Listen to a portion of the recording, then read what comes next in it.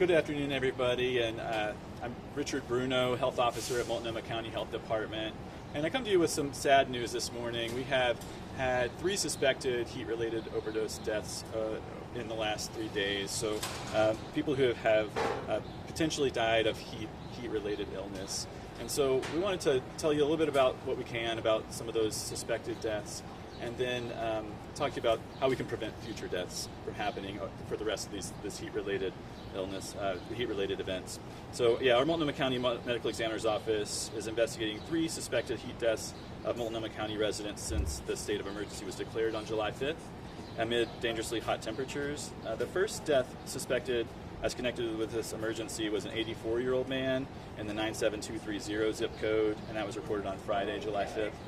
The second death was a 64-year-old man found in the 97206 zip code, and that was reported yesterday, Sunday, July 7th. And a third death was a 75-year-old man found in the 97216 zip code, also reported on Sunday, July 7th. Additionally, on Saturday, there was a 33-year-old man transported from outside Multnomah County where he died from suspected heat-related illness at a Portland hospital, and this individual was not a Multnomah County resident. So no other details are being released or available at this time, but all the deaths are still considered suspected cases or under investigation as potential hot weather-related deaths. Confirmation won't be complete for several weeks to months, but further tests and investigation will determine whether the deaths are officially hot weather-related.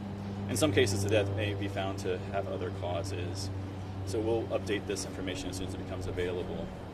And with any tragic losses in our community, we turn our focus on preventing further deaths and by helping people beat this heat over the next few days of this excessive heat event.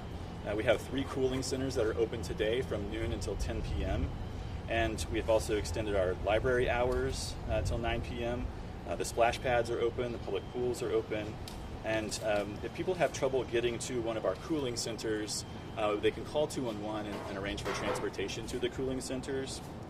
We also have mobile medical vans that have been available at the cooling centers. We had our Multnomah County medical van was there on Friday. We had Central City Concern had a mobile medical van on Saturday and Sunday at these cooling centers, and they were able to see patients who needed medication refills, needed to be seen for wound care and other types of medical concerns. So we're very happy to be partnering with Central City Concern on those efforts. Today at the Behavioral Health Resource Center, we have our Multnomah County mobile medical van outside. This is one of our routine spots that we come every week. And so they're available to see people who need medical care as well. And so we're just asking the community and society to come together. We really want to try and encourage people to check in on your neighbors and your friends and your family members, people who may be at risk of having a heat-related illness. Check in on them, make sure they have a heat plan, make sure they got their AC going if they don't already, make sure that they're turning their fans on and getting some cool air circulating. And so we encourage everybody to do outreach. We'll be doing outreach as the county as well, so we'll be calling some of our more vulnerable residents to ensure that they have a plan as well offering the cooling centers and other spaces for people to get cool.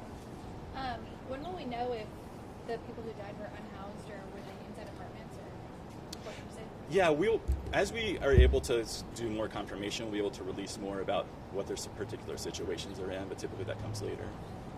Is there concern, obviously, from the county it's going to get worse before it gets better? Obviously, these temperatures are still going up the next couple of days. Yeah, today's the highest temperatures that we're predicting over this heat event, and could be even hotter tomorrow.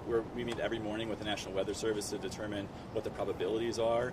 I know your teams all have meteorologists too that are keeping you up to date on these, but we're wanting to make sure that we're preventing future deaths and future heat illnesses as well. With nighttime temperatures still going to be in the 80s around 10 o'clock, why not have the cooling centers open overnight? Yeah, today the decision was made not to open overnight, and that was based on a number of factors. It will be getting into the upper 60s or 70s tonight, giving people a little bit of a respite, a little time to cool off. So we are not going to be opening overnight tonight, but we'll reevaluate in the morning, see if we need to open up overnight tomorrow night. From a health perspective, if the body isn't acclimated to extreme heat, like we've seen recently, temperature jumping to triple digits, does that change anything? Does that create greater risk? Yeah, absolutely. Everybody has different ways of thermoregulating and adjusting their own temperatures, but we're particularly concerned about people who have chronic diseases like heart disease or respiratory diseases. We're concerned about our infants and young children, as well as the seniors in our society. So those are folks we're really trying to make sure that we have a good plan for and make sure that they have the ability to get cool someplace, stay cool throughout the day, and also cool down at night. Is the county doing anything different now that we have some reported deaths? Yes, we are. We are actually taking a look to see what types of heat-related events and people who are at higher risk. We're continuing to make more and more phone calls, doing more and more outreach, trying to highlight and focus our attention, make sure people have a plan, have the ability to get to someplace cool, and we're ramping up our transportation to these cooling centers as well. I know that the investigation is still ongoing, but can you talk about any themes maybe you've seen in these deaths? Dehydration or sun exposure? Is there anything that happened to these individuals that was consistent during this? I wish I could draw a thread there. I just don't have enough information at the moment to be able to connect anything. But certainly, of the folks who passed away of suspected heat-related illness, these are probably preventable deaths. Based on the fact that we assume that they probably would not have expired if they had had better cooling options. And so we're trying to ramp up and make sure people have those options right now. One of the lessons learned from the 2021 heat dome is many of these people who passed away lived alone, were isolated. And you touched on this earlier, but maybe you can reinforce the point of what can the community do? What can neighbors do to prevent tragedy? Yeah, absolutely. If you have an elderly neighbor, if you have somebody that is your friend or your family member who is staying alone, who doesn't have access to fans or air conditioners, please give them a call. Please check in on your neighbors. Let's pull together here and try and save folks. You kind of just hit my last point, but I wanted to ask, obviously, this is still ongoing, but there was a commonality. I noticed a lot of these, at least 3 of the 4 gentlemen were over the age of 60. Can you talk about the outreach that you guys are doing and maybe the vulnerable groups that you are focusing on?